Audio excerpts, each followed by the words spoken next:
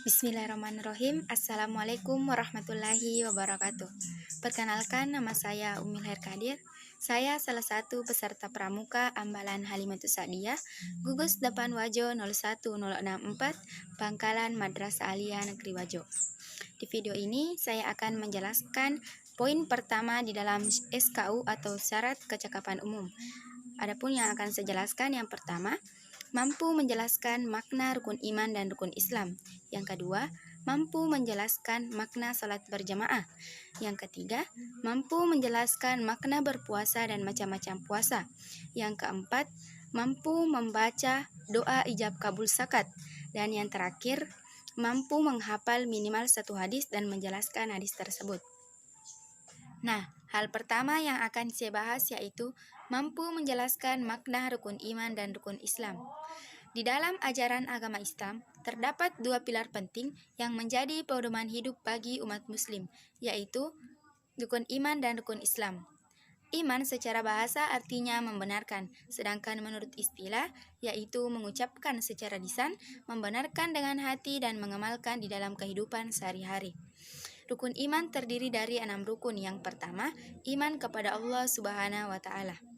Makna iman kepada Allah Subhanahu wa Ta'ala itu, kita harus mempercayai bahwa Allah Subhanahu wa Ta'ala itu ada dan semua yang terjadi di dunia ini atas kehendak Allah. Yang kedua, iman kepada malaikat Allah. Bentuk keimanan kita kepada malaikat yaitu kita harus mempercayai bahwa malaikat itu ada dan senantiasa mengawasi kita dan mencatat amal atau perbuatan yang kita lakukan di dunia. Yang ketiga yaitu iman kepada kitab-kitab Allah Subhanahu wa Ta'ala. Bentuk keimanan kita terhadap kitab-kitab Allah yaitu kita harus meyakini bahwa kitab-kitab yang diturunkan kepada Nabi adalah datangnya dari Allah, terutama kitab suci Al-Quran yang dijamin kemurniannya sampai akhir zaman. Keempat, iman kepada Rasul Allah. Bentuk keimanan kita terhadap Rasul yaitu mempercayai bahwa Nabi dan Rasul adalah utusan Allah dan memberi petunjuk kepada kita untuk berbuat kebaikan. Yang kelima, iman kepada hari kiamat. Bentuk keimanan kita terhadap hari kiamat yaitu mempercayai bahwa ada kehidupan setelah kematian dan kita harus mempertanggungjawabkan semua perbuatan yang kita lakukan di dunia. Dan iman yang terakhir yaitu iman kepada qada dan qadar. Bentuk keimanan kita terhadap iman kepada qada dan qadar yaitu kita harus mempercayai bahwa semua yang terjadi di dunia ini atas kehendak Allah, terutama pada diri kita sendiri. Semua yang terjadi atas kehendak dan sepengetahuan Allah.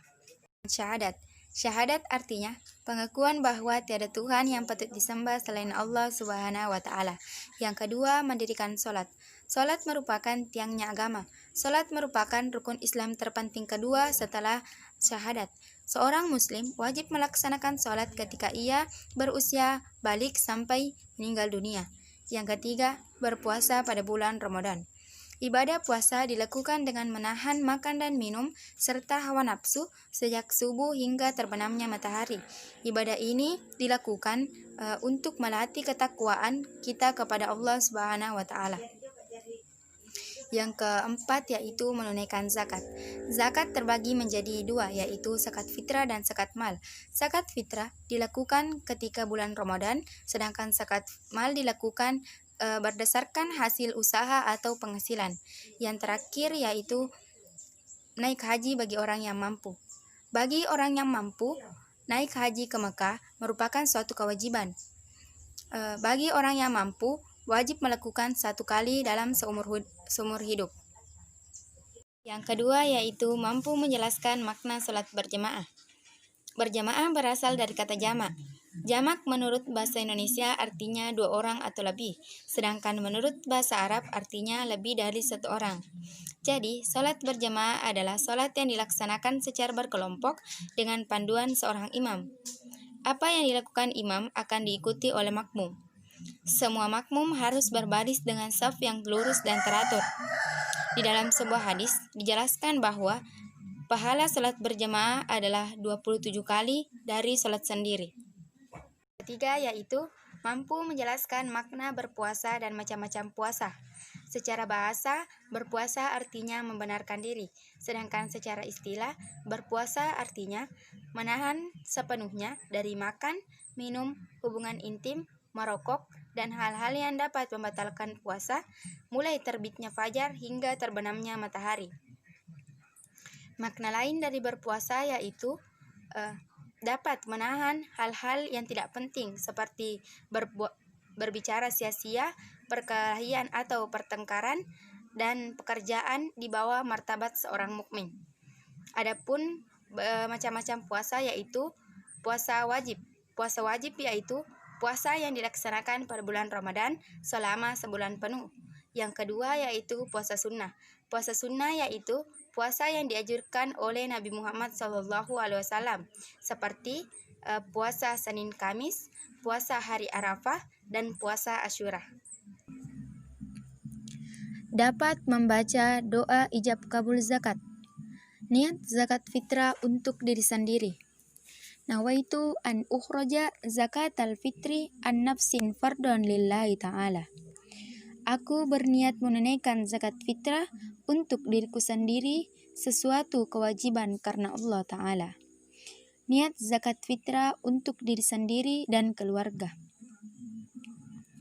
Nawaitu an ukhraja zakatal fitri anna wa an jami'i man yal adamuni nafaqatuhum syar'an fardhan lillahi ta'ala. Aku berniat menunaikan zakat fitrah untuk diriku dan untuk semua orang yang nafkahnya menjadi tanggunganku menurut syariat agama sesuatu kewajiban karena Allah Ta'ala. Doa menerima zakat. Ajarakallahu fima agutaita wa baraka fima abqaita wa ja'alallahu laka takhura. Semoga Allah melimpahkan ganjaran pahala terhadap harta yang telah engkau berikan, dan semoga Allah memberkahi harta yang masih tersisa padamu, serta semoga Allah menjadikan dirimu suci bersih. Yang terakhir yaitu dapat menghafal minimal sebuah hadis dan menjelaskan hadis tersebut. Nah, hadis yang akan saya bahas yaitu tentang keutamaan menuntut ilmu.